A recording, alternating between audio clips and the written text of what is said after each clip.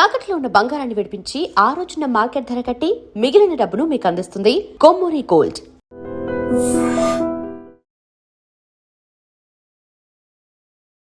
నమస్తే రమ్మగారు. నమస్తే జయ. ఒక చందమామ కథ చెప్పుకుందామండి. దూరపు కొండలు చెప్తాం. చిన్నప్పుడు ఎప్పుడో గుడ్డి అని సినిమా చూసాను జయ నేను. ఈ గుడ్డి సినిమా ఏంటంటే, చిన్నప్పటి నుంచి హీరో ధర్మేంద్ర అంటే ఇష్టం. అన్నా వదిన ఉంటారు, తల్లి ఉండదు. కొన్ని మంచి మంచి పాటలు ఉన్నాయి, చాలా అద్భుతమైన పాటలు ఉంటాయి ఆ సినిమాలో. సినిమా హీరో మీద ఫ్యాన్స్. అదేలే. సినిమా హీరోలను పెళ్లి చేసుకుంటారా? పెళ్లి చేసుకోగలరా ఎవరైనా?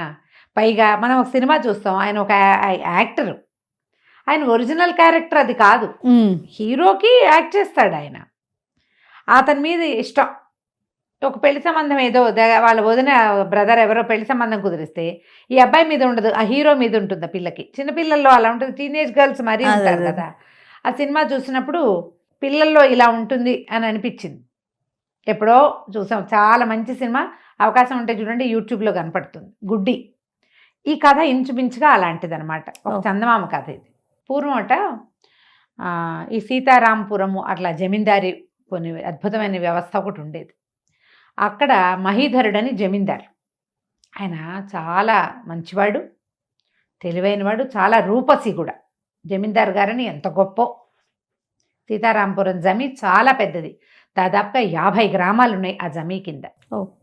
ఇతను ప్రతి ఆ ఊరు ఈ ఊరు అన్ని ఊర్లు తిరిగేవాడు. ఆయన ఒక 30 yearsలో ఉన్నాడు, 30 ఏళ్ళు ఉన్నాయి. ఆ కాలం 30 ఏళ్ళు అంటే అప్పటికే పెళ్ళయి 8-10 ఏళ్ళు కూడా అయి ఉంటుంది ఆయనకి.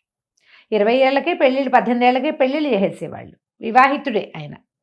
కానీ ఆయన చాలా రూపసి, చాలా అందమైన వాడని, తర్వాత ఏమో సమర్థుడని, సకల కళా వల్లభుడని అలా చెప్పుకునేవాళ్ళు. ఈ ఊళ్ళల్లో ఉండే ఆడపిల్లలందరికీ జమీందార్ గారిని చూడాలి ఒక ఉద్రేకం ఉండేదన్నమాట, సినిమా యాక్టర్ల పిచ్చిలాగా.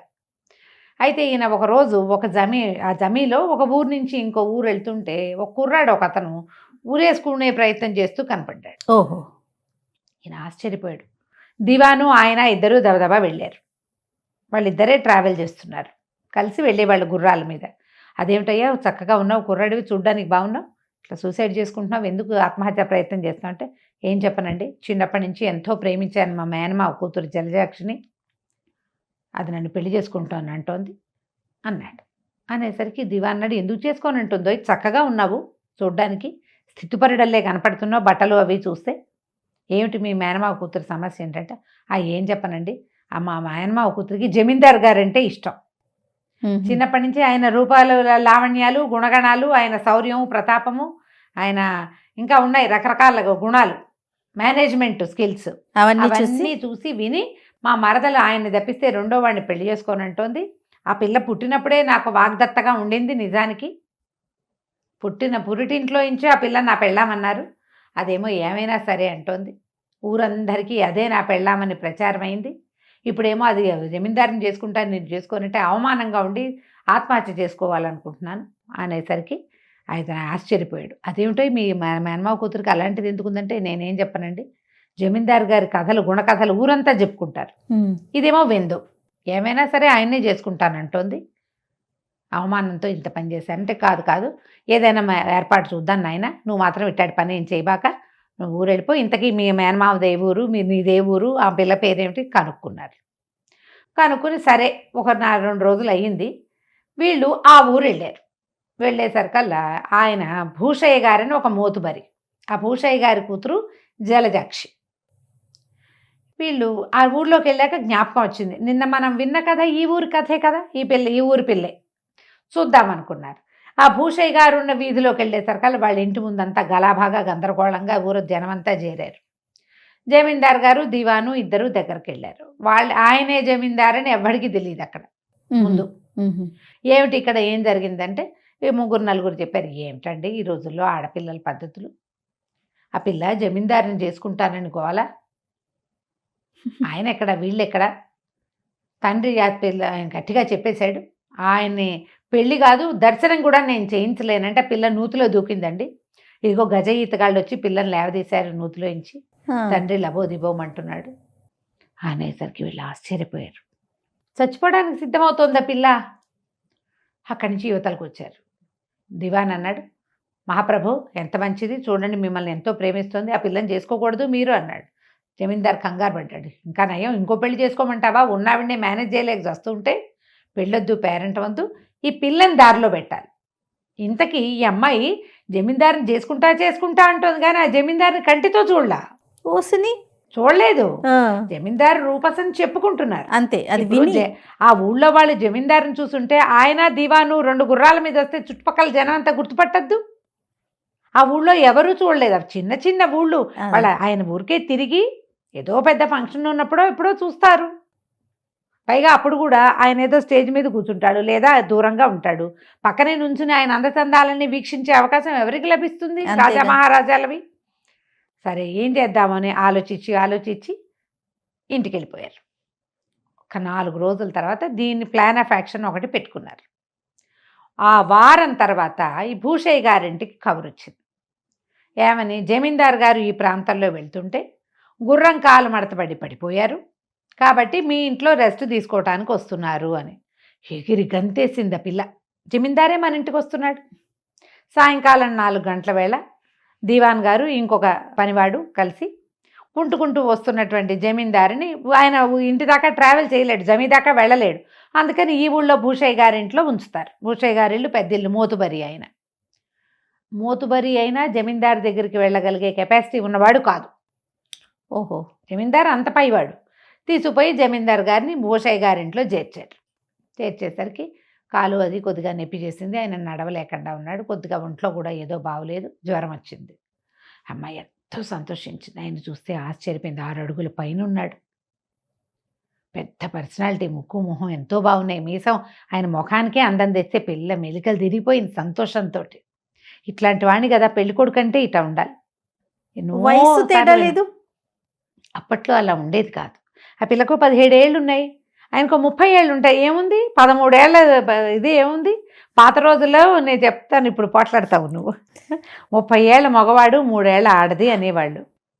మరి అన్యాయం రమ్మగారు. అన్యాయమైనా సరే ఇంతే, అలాగే చేసేవాళ్ళు. చిన్నపిల్లల్ని 10 ఏళ్ల పిల్లని ఇచ్చి పెళ్లి చేస్తే 50 ఏళ్ళ ఆయనకి 40 ఏళ్ళ ఆయనకి పిల్లకి వ్యక్తత రాగానే కాపురానికి పంపించేవాళ్ళమ్మా. ఆ కాలం అది వద్దు. వాటి గురించి మనం మాట్లాడకూడదు. మాట్లాడకూడదు. సరే, ఈ అమ్మాయికి సంతోషం వచ్చేసింది. ఇక చకచక ఏర్పాట్లు చేసింది. ఆయన పక్క అది ఏర్పాటు ఇచ్చింది, పడుకోబెట్టారు. సాయంకాలం దాకా కూర్చున్నారు. బాగుంది, ఎంత సంతోషంగా ఉందో, లోపలికి బయటికి తిరిగేస్తోంది ఆనందంతో. వంటలు చేయించింది, దివాన్ గారికి భోజనం పెట్టింది. జమీందారు గారికి కూడా భోజనం అనగానే, ఉండమ్మా ఆయనకి వేరే ఏర్పాటు ఉందన్నాడు. ఏవో చేయించారు. రాత్రి 7:45 అలా అవ్వంగానే ఒకడు వచ్చాడు. 2 పాత్రలు పట్టుకొచ్చాడు. పాత్రలు లోపలికి వెళ్ళినాయి. ఏం తింటారు వీరు అని అడిగింది. ఇది తినేది కాదమ్మా, తాగేది. రాత్రిపూట ఇది తాగంది, ఆయన కుదరదు. అది తీసేసరికి అలా ఇల్లంతా సారాయి వాసన వచ్చింది. ఆ అమ్మాయి తెల్లబోయింది. జలజాక్షి, ఏమిటో పిచ్చి వాసన వస్తుందని. పిచ్చి వాసన కాదమ్మా, ఇది మదిర, వీరికి రాత్రిపూట తాగంది, ఆయన పడుకోలేడు ఆనంగానే నిర్ఘాంతి. తాగుపోతా జమీందారు. ఆయన శుభ్రంగా తాగేసాడు. పాత్ర అంతా ఖాళీ అయిపోయింది. పడుకున్నారు. ఇల్లంతా సారాయి వాసనే. భూషయ్య గారు కూడా ఏం చేయాలో తెలియదు. పెద్దవాళ్ళ అలవాట్లు. మగవాడు కాబట్టి ఆయనకి కళ్ళు అవి ఇవి తెలుసు. ఆడపిల్ల ఏనాడు వాసన చూడడం దానికి అది ఎక్కువ. అది బిక్కమొహం వేసుకుని తిరిగింది.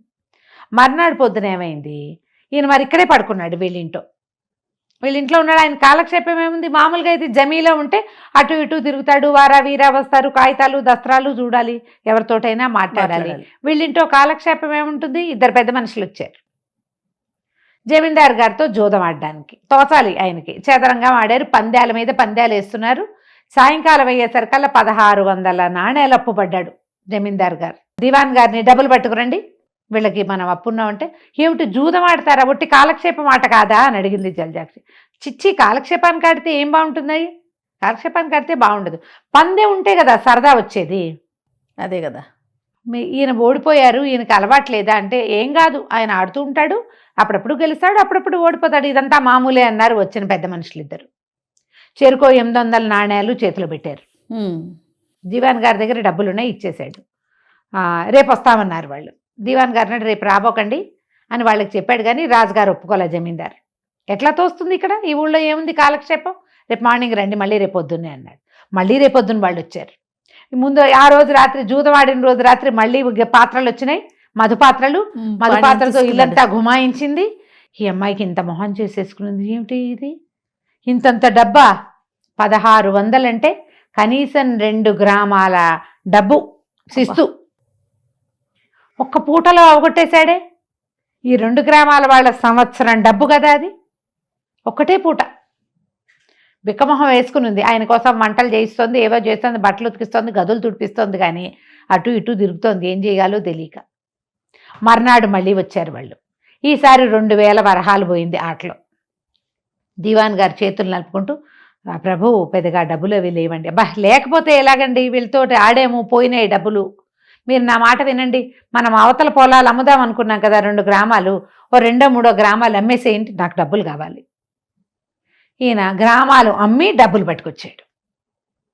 ఆ డబ్బుకి అమ్మాయి చూస్తుండగానే 2000 వరహాలు వెళ్ళిపోయినాయి. ముందు రోజు 800 కాస్త రెండో రోజు 1000 అయినాయి. రాత్రికి పాత్రలు వచ్చినాయి, వీళ్ళేమో మరిని వస్తామన్నారు.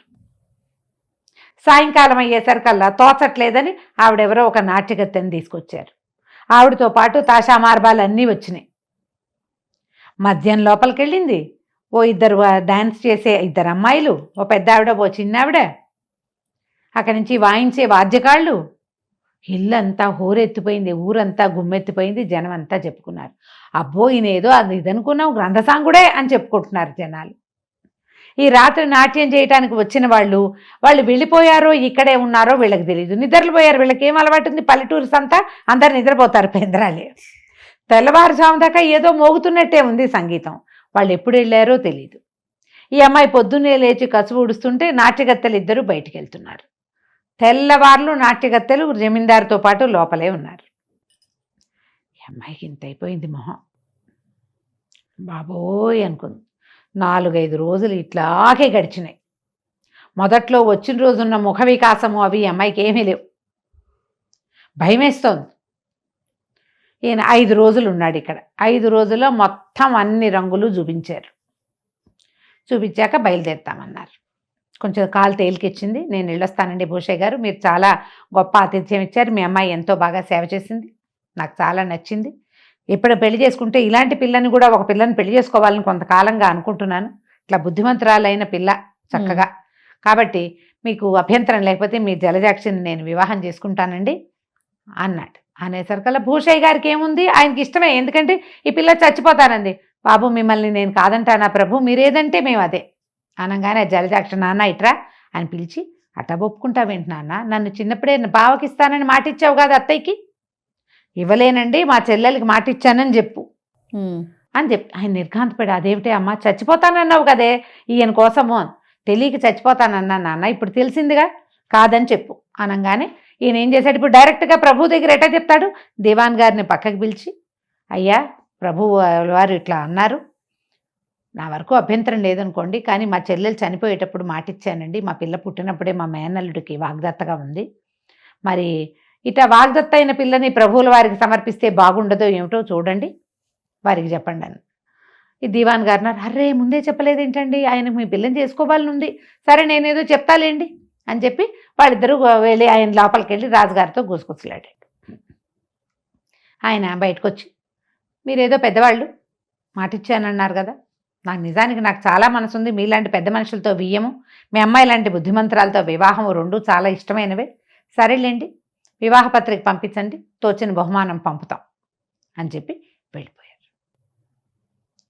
ఈ అమ్మాయి బతుకు జీవుడా అనుకుంది. తెలివి తక్కువగా ఈయన్ని చేసుకుంటానంటే, నేను చచ్చిపోతాననుకుని నాన్న ఏమైనా బతిలాడి పెళ్లి చేసేవాడు ఏమిటో, చచ్చినట్టు భరించాల్సి వచ్చేది ఈయనని. నాన్న అత్తయ్య వాళ్ళ ఇంటికి వెళ్ళి ముహూర్తాలు పెట్టించుకురా, మామయ్యని గాకేసుకురా అన్నది. సాయంకాలం 4 పెద్దలు కలిసి సీతాపతి ఆ ఊరేసుకుంటానన్నాడుగా ఆ అబ్బాయితోటి ఈ జలజాక్షికి వివాహం కుదిర్చేసుకున్నారు. ఇప్పుడు జలజాక్షికి ఏం తెలిసింది, జమీందార్ గారి గురించి ఎవరందరూ చెప్పుకుంటుంటే గొప్ప, ఆయనతో ఉన్నప్పుడు కదా విషయం తెలిసేది. ఒక 5 రోజులు జీవించేసరికి అర్థమైపోయింది. ఆ వెళ్ళిపోతూ జమీందార్ గారు ఏమనుకున్నాడంటే, ఇటా ప్రతి ఊళ్ళో ఒక పిల్ల నన్ను వరిస్తానంటే ప్రతిసారి నేను ఈ తాగుబోతానము, ఈ తిరుగుబోతానము, ఈ జూదగడతనము ఎక్కడ నటిస్తానండి, ఇక నుంచి నా రూపాయల గురించి వాటి గురించి వీటి గురించి ప్రచారాలు మానేయండి, జమీందారు వివాహితుడు, ఆయన మళ్ళీ మళ్ళీ పెళ్లి చేసుకోడు, ఏకపత్ని వ్రతుడుగా ఉంటాడన్న ప్రచారం దయచేసి ఊళ్ళలో చేయించండి. ఓ పిల్ల కోసం చేసా, పూట పూట చేయాలంటే నేను చేయలేడు ఎక్కడ కదా. చేస్తాను అని చెప్పి నవ్వుకుంటూ దివాన్ గారు జమీందార్ గారు ఇద్దరు ఇంటికి వెళ్ళిపోయారు. మన జలజాక్షి మాత్రం వాళ్ళ బావని పెళ్లి చేసుకుని సంతోషంగా ఉంది. కరకంచికి మనం ఇంటికి. సూపర్. నమస్తే రమ్మగారు. నమస్తే చే.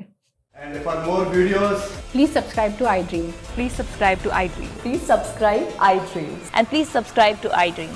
For more videos, subscribe to iDream. please like, share, and subscribe to the channel. Congratulations, iDream. subscribe to iDream. Subscribe to iDream. So subscribe to iDream Media. iDream ki iDream team andarki huge congratulations. Please subscribe iDream Media. Please subscribe to iDream. Subscribe iDream. Please subscribe to iDream. iDream అంటే నా కళల channel subscribe చేసుకున్నారు, నోరు తిరుగుతలేదు. మీరైతే గంట గుర్తు కొట్టండి. For more such videos, please subscribe to iDream. Subscribe to iDream. Please subscribe to iDream. Please subscribe iDream Media. Please do subscribe to iDream. Please subscribe to iDream Media. For best entertainment and information, please subscribe iDream. And don't forget to subscribe to iDream.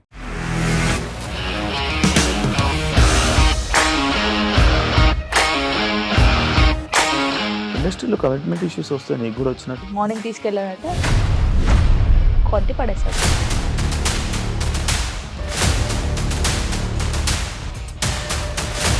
వాళ్ళు కూడా చూడలేదు ఈ cinema అని చెప్పడానికి కూడా చాలా ధైర్యం కావాలి. అది నిజం కదా, దాంట్లో ధైర్యం ఏంటి? నెక్స్ట్ డే ప్లేట్ మార్చేస్తే తప్పు కదా. As of now we are comfortable this అని నేను అనుకోను. రష్మిక గారిది మీది ఒకే ఊరు అంటే కదా.